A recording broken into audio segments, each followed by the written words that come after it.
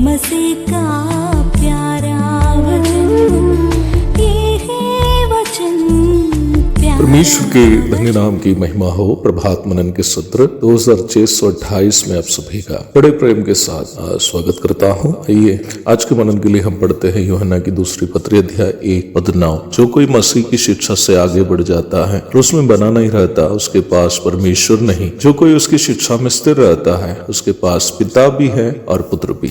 जब यूहन्ना कहता है कि जो कोई मसीह की शिक्षा से आगे बढ़ जाता है और उसमें बना नहीं रहता, उसके पास परमेश्वर नहीं, उनका कहना स्पष्ट रूप में यही है कि वचन की मूल शिक्षा यीशु मसीह का अंगीकार नहीं करने वाली कोई भी शिक्षा पर चलने वाला उद्धार पाया हुआ व्यक्ति नहीं है। कोई भी व्यक्ति को अपने पापों से क्षमा मिलने और उद्धार के अनुभव में आने के लिए उस व्यक्ति यीशु मसीह को अपना एकमात्र परमेश्वर और स्वामी के रूप में अपने जुबान से स्वीकार करने के साथ साथ अपने हृदय में ये विश्वास करना भी जरूरी है कि यीशु मसीह उनके पापों के लिए मृत्यु सहकर जी उठा। रोमी 10:9। इस प्रकार वो व्यक्ति यीशु मसीह पर विश्वास करने पर परमेश्वर उस व्यक्ति को दान स्वरूप अपना पवित्र आत्मा को देता है और उस पवित्र आत्मा उसको यीशु मसीह के स्वभाव में बदलने भी शुरू करता है। इफिसी अध्याय 1:13-14, रोमी 8:23। पवित्र आत्मा ये काम उस व्यक्ति में यीशु मसीह के बारे में समझा कर ही करता है। यूहन्ना 16:13-14। उद्धार प्राप्त एक व्यक्ति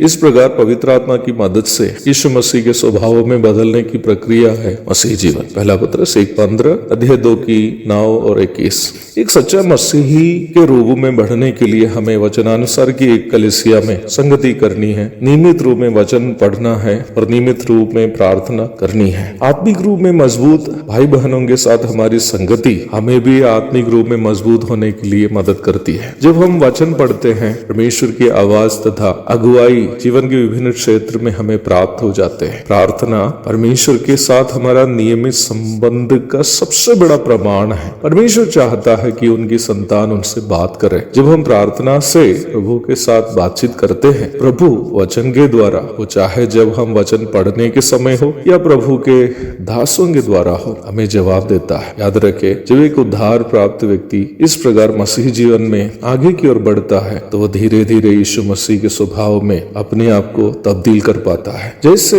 वह इस प्रकार अपने आप को मसीह के स्वभाव में अपने आप को बदलते रहता है, एक दिन प्रभु मध्याकाश में आएंगे और वह अपने शरीर को भी प्रभु की पवित्रता की परिपूर्णता में बदलते हुए पाएंगे। पहला कुरिन्थियों अध्याय 15:51 और 52, फिलिप्पी अध्याय 3:20 और 21। मसीह जीवन यीशु मसीह को प्राप्त करके यीशु मसीह में जीवन बिताकर यीशु मसीह के समान बदल जाने का जीवन है। वचन में बहुत सारी अन्य जानकारी होने के बावजूद भी यीशु मसीह में मिलने वाला इस उद्धार का अनुभव की जानकारी जिसको नहीं है, ये अनुभव जिसको नहीं है, वो उद्धार पाया हुआ नहीं है। वही वचन में बहुत सारे अन्य जानकारी नहीं होने पर भी यीशु मसीह में मिलने वाला इस धन्य उद्धार का अनुभव जिसको है, वह उद्धार पाया हुआ है। उसके पास परमेश्वर पिता भी है और पुत्र प्रभु भी है, क्योंकि यह निश्चितता उद्धार पाते समय उसको मिलने वाला पवित्र आत्मा उन्हें देता है।